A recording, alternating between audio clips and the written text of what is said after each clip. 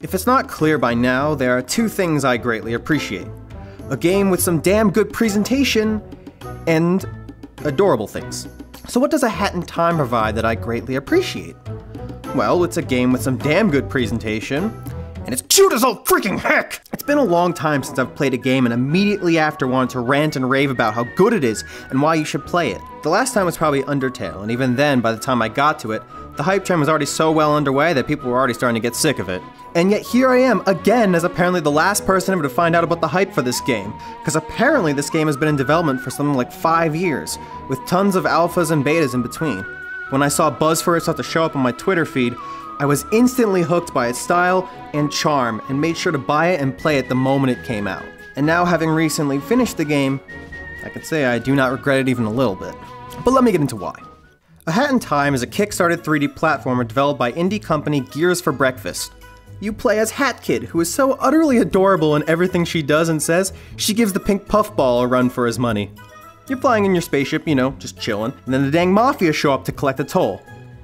In space, where apparently they can breathe.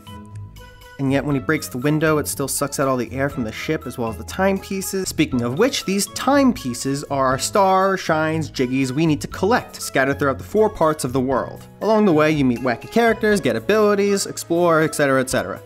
Now after the last kickstarted, highly anticipated 3D platformer that came out this year, you might be hesitant about this game. But I think what separates A Hat in Time from the likes of Yooka-Laylee is that while it does act as a tribute to the GameCube era of games like Mario Sunshine, Wind Waker, Luigi's Mansion, etc., it also clearly establishes its own identity. Yooka-Laylee felt less like a tribute to Banjo-Kazooie and more like a ripoff. It seemed like Playtonic wanted to make a Banjo-Kazooie game disguised as a new game. A Hat in Time, I feel, stands on its own while taking inspiration from what worked in those other games.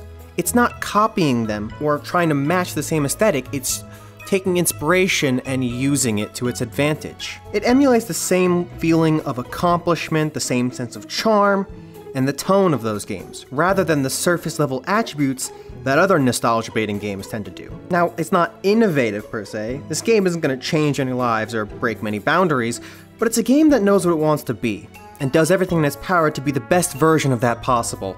And I honestly can't commend it enough for doing just that. Above all, I can't stress enough how much this game prioritizes quality over quantity. There are only 40 timepieces to collect and 4 worlds to collect them in, plus some small linear platforming levels called time rifts.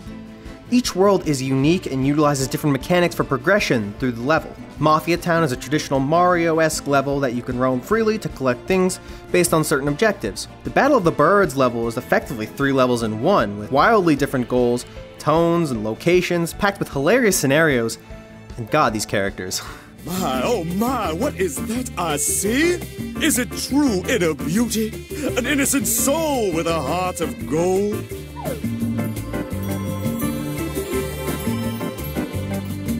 Oh no, it's just a little girl. Subcon is a massive, too spooky level and has one of the best boss fights I think I've ever played in a 3D platformer. Oh, and you help firefoxes commit suicide.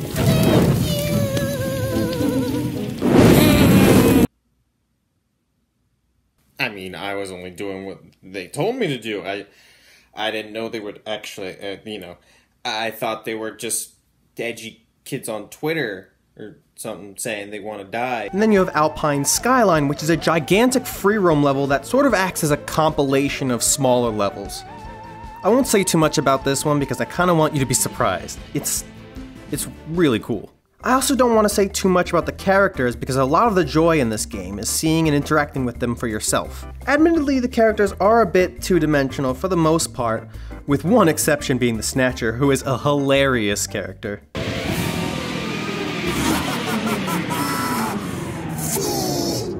Oh wait, it's you. But to be fair, I'm not exactly expecting Last of Us level character depth. This is a 3D platformer after all. What I'm looking for is charm, and all the characters carry that in spades. And honestly, none more so than Hat Kid herself. Look at this girl, she's so cute! Everything she does is really cute. Her facial expressions, idle animations, her little jog in place when she's using the sprint hat, her voice. She has a pillow fort! I want a pillow fort! Give me a pillow fort! BRB, I'ma go make a pillow fort. I only have 3 pillows. Honestly, it's the fact that she's so likable and does so while only saying a few words that makes the game so much fun to play. You just instantly relate to her. And speaking of Hat Kid, she controls like butter, and I mean that in the best way possible. So much time and effort has been put into the way she moves and how she interacts with the world.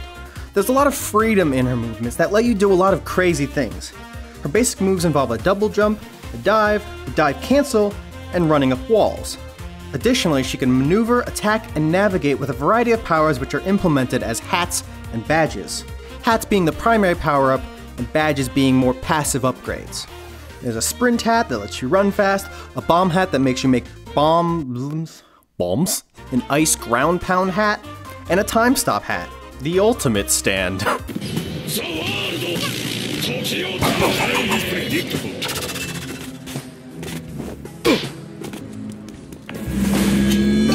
A key part of hat controls are the freedom of movement you have. It doesn't feel like you have to do things a certain way. Sure, there is always a correct route to an objective, but you don't have to take it. If you can find an easier way to get to where you're going, the game doesn't stop you. If you're skilled enough with the controls, you can pretty much accomplish feats in record time. This game just has so much personality injected to every aspect, with even just the little things. You can jump on a burger, ride a scooter, jump on a burger trampoline while riding a scooter, go on a water slide, play patty cake with the mafia.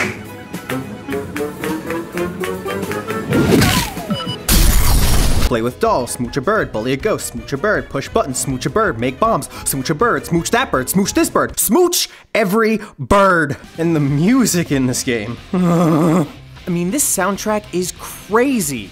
There's so many different musical styles and inspirations. There's like a Luigi's Mansion themed one.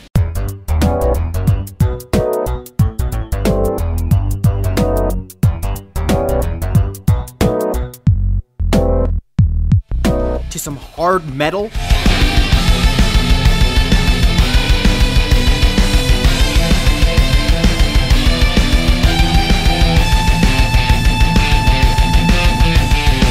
To upbeat and lively and happy.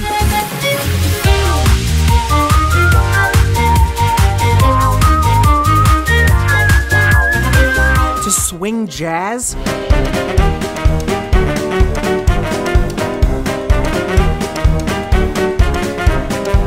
My personal favorite is the battle for Award 42. I mean, how can I fight this boss when I just want to get up and dance?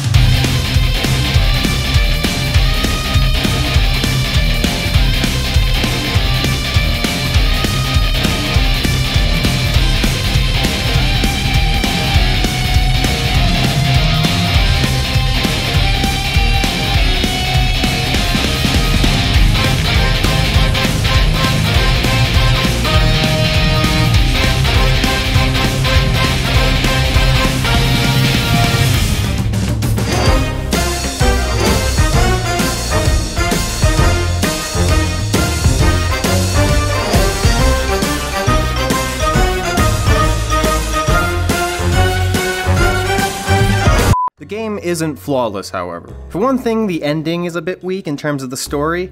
Mustache Girl, the de facto main villain of the game, really needed more screen time, but she only shows up at the very beginning and then again at the very end, with only very subtle references to the fact that she's doing things in the background.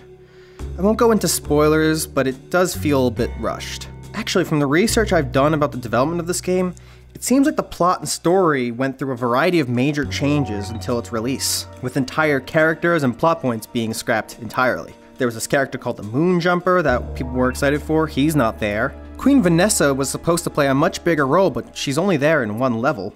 And most fascinatingly, there was supposed to be this time travel aspect, with an adult Hat Kid supposedly playing a big role in the story. She even shows up in the ending of the alpha and beta builds of the game, but her story seems to have been entirely cut. She doesn't show up at all. I can only guess that this was because it was too ambitious, either because of the idea inherently in itself, or a lack of budget, time, or resources. Though I suppose that's kind of the beauty of the creative process. It's important to know when something needs to be cut for whatever reason, whether it's just not working or whether it's just too ambitious. There's a surprising amount of stuff that was cut from this game. Some of it's raw data can still be found in the game's files. Maybe I'll do a video on that separately if I have time. Or a hat time. Apart from that, there are some bugs and glitches that you will inevitably run into. One I ran into a few times was getting stuck in a falling pose and being unable to attack, which was kind of frustrating. Overall, I think A Hat in Time is a very magical game. In this day and age, games like this don't really come out anymore. Most games have to be either open world, gigantic, magnum opuses of amazingness, or Twitch-bait multiplayer games. A Hat in Time brings us back to a simpler time. This game is just absolute joy in its purest form, and not many games can claim that anymore. I'd honestly recommend picking it up. It's only $30 on Steam. It has full modding support, which means it's only gonna keep growing. There's free DLC coming. It's absolutely worth your time. I know people are all excited about Super Mario Odyssey, and believe me, I'm with you there. But if you have the time and you have the money, I would definitely pick this game up. You really might just have a great time.